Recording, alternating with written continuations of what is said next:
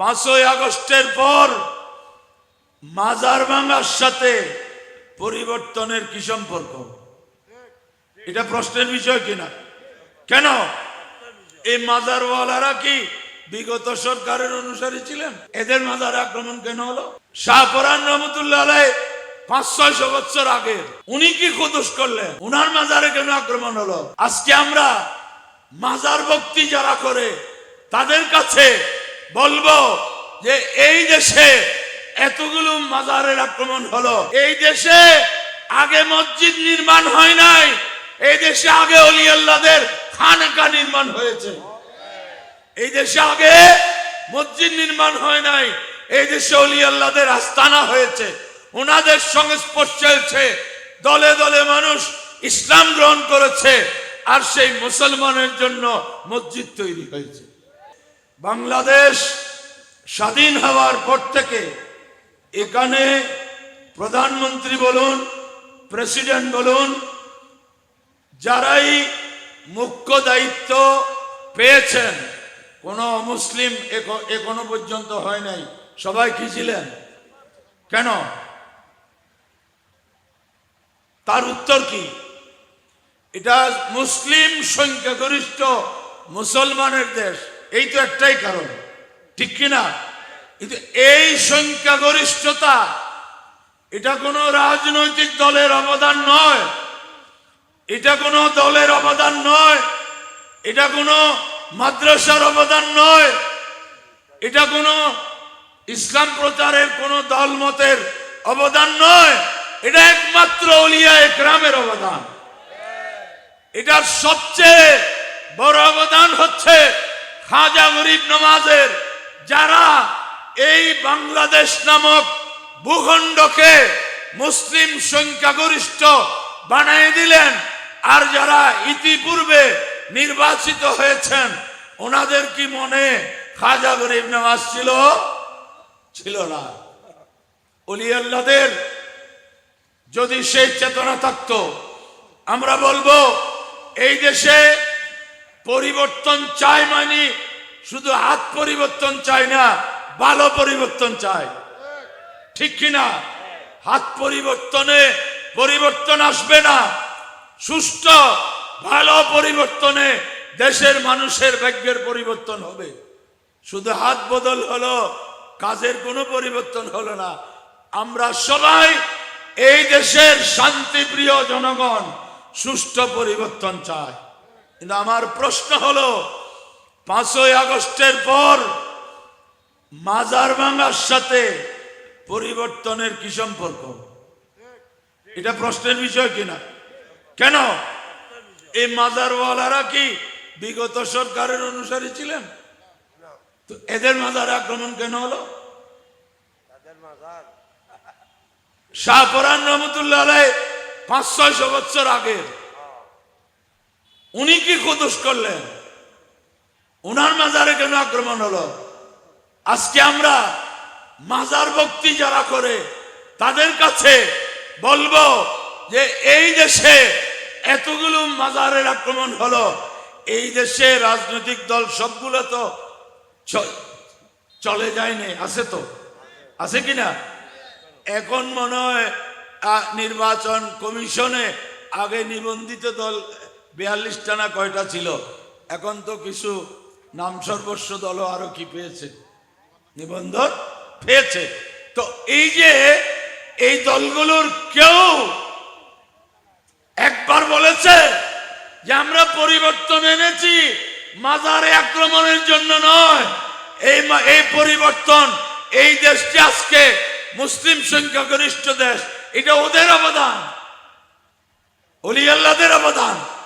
এই কথাটা কি কেউ বলেছে? কেউ বলেছে? তো অলি ভক্তরা আপনারা কোথায় আছেন? আমরা মাজার ভক্ত অলি ভক্তরা কি করতেছি? অথচ আমরা দেখছি নির্বাচনী প্রচারণা শুরু করার সময় অনেকেই কোনো না কোনো ওলি আল্লাহর মাজারে থেকে শুরু করে, ঠিক কিনা? এটা কি অলি ভক্তি না ধোঁকা দেয়া? অলি ভক্তি থাকলে হুঙ্কার চাকতো যে এই দেশে আমরা আছি তো, এই দেশ ওলি আল্লাহদের দেশ, এই দেশে ইসলাম, এই দেশে আগে মসজিদ নির্মাণ হয় নাই, এই দেশে আগে ওলি আল্লাহদের খানকা নির্মাণ হয়েছে। এই দেশে আগে মসজিদ নির্মাণ হয় নাই, এই দেশে ওলি আল্লাহদের আস্তানা হয়েছে। ওনাদের সংস্পর্শে হয়েছে, দলে দলে মানুষ ইসলাম গ্রহণ করেছে, আর সেই মুসলমানের জন্য মসজিদ তৈরি হয়েছে। সেই ইতিহাসকে কেউ অস্বীকার করতে পারবে? আজকে যারা মাজার ভাঙে তারাও দেখছে অনেক জায়গায় মাজারে গিয়ে জিয়ারত করতেছে। একটু লজ্জাবোধ হয় না? লজ্জা লাগে না? মাজারের বিরুদ্ধে লেখো, মাজার ভাঙো, আবার সুযোগ পেলে মানুষেরকে ধোঁকায় দেওয়ার জন্য মাজারে যাও। করছে কিনা বিভিন্ন জন নির্বাচনী প্রচারণা শুরু করছে শাহজালালের মাজার থেকে, অনেকেই করছে অতীতে, কিন্তু ওলি আল্লাহদের মর্যাদার উপর আঘাত আসলো, কেউ টু শব্দ তো ভবিষ্যতে করবে, এটার গ্যারান্টি কি? এজন্য সময় অনেক হয়ে গেছে। আমার কথা হলো, এবারের নির্বাচন সুন্নিদের অস্তিত্বের বিষয়। এবার যদি ভুল করেন তো কাউকে দোষ দিতে পারবেন না। আপনারা বলতে পারেন আপনারা কি সরকার গঠন করবেন, আমরা সে কথা বলছি না। অন্তত এই দেশে যে নবী ওলিদের অনুসারী সুন্নি মুসলমানরা আছে, এই দেশের সংসদে এটা একবার হলেও প্রমাণ করুন যে সুন্নিরা ইচ্ছা করলে বোয়ালখালী, পটিয়া, চন্দনাইশ, রাঙ্গুনিয়া এই এলাকার সুন্নিরা ইচ্ছা করেছে উপজেলা ভাইস চেয়ারম্যান বানায় নাই? বানাইছে কিনা? নির্বাচিত করেছে কিনা? আপনাদেরটা তো আপনাদের সামনে আছে। সেই আপনারা, আমরা বিশ্বাস করি ইচ্ছা করলে আপনারা আপনাদের সমর্থনে এমপিও বানাতে পারবেন ইনশাআল্লাহ। এটা অস্তিত্বের বিষয়। আমি সম্মানিত পীরানে জামের কদমে হাত রেখে বলবো, মুরিদকে সত্যিকারের পথ দেখানো, এটাই হচ্ছে পীরের কি দায়িত্ব, বলেন না? তো কাকে সমর্থন দিবে, এটা একটা গুরুত্বপূর্ণ বিষয় কিনা? গুরুত্বপূর্ণ বিষয় কিনা? আপনি সম্মানিত পীর মুর্শিদ, আপনার মুরিদ আপনার আদর্শের বিরুদ্ধে বিপক্ষে গিয়ে তার মতামত দিল, এটা তো আমাদের জন্য দুঃখের ব্যাপারও, ক্ষতির ব্যাপারও, লজ্জার ব্যাপার, ঠিক কিনা? অতএব পীরানে জামের এই ক্ষেত্রে একটা দায়িত্ব আছে যে মুরিদদেরকে সেই ক্ষেত্রে এইটা নির্দেশনা দেয়া যে এটা আমাদের অস্তিত্বের বিষয়, এটা আমাদের অস্তিত্বের প্রশ্ন। আপনারা বিশ্বাস করুন, বাংলাদেশের উত্তর দক্ষিণ তো আমরা ঘুরেছি, এখনো তরিকতপন্থী সুফিবাদী যেই পরিমাণ মুসলমান আছে, এরা যদি একবার সিদ্ধান্ত নেয় আমরা এক জায়গায় সবাই মতামত দেব, তো বাংলাদেশ সরকার যারাই গঠন করুক আপনাদেরকে বাদ দিয়ে কোনো সিদ্ধান্ত নিতে পারবে না। সে আবেদন রেখে সবাইকে অস্তিত্বের আমরা বুঝবো। যদি সুন্নি হয়ে আপনি সুন্নিকে সমর্থন না করেন তাহলে শুধু আপনি তাবাররুকের সুন্নি, আকীদার সুন্নি না। আপনি তাবাররুকের সুন্নি, এই সুন্নি দিয়ে কাজ হবে না, আকীদার সুন্নি লাগবে, আদর্শের সুন্নি লাগবে। এবং ইনশাআল্লাহ সুন্নি মুসলমানরা আর এই দেশে গরিব নওয়াজ মসনদে এক মুহূর্তের জন্য যায় নাই, কিন্তু গরিব নওয়াজ মুসলমানদেরকে মসনদে বসাইছেন, ইতিহাস সেটা প্রমাণ করে। অতএব সকল সুন্নি দরবার এর অনুসারীদের কাছে বিনীত আবেদন, অস্তিত্ব আপনারা দেখেন আরব শরীফ, এই বর্তমান সৌদি আরবে আপনি ফেসবুক খুলেন, 1926 সালের আগের ছবিগুলো, জান্নাতুল বকিতে বিশাল মাজার ছিল, আপনার ফেসবুক খুলেন আসবে।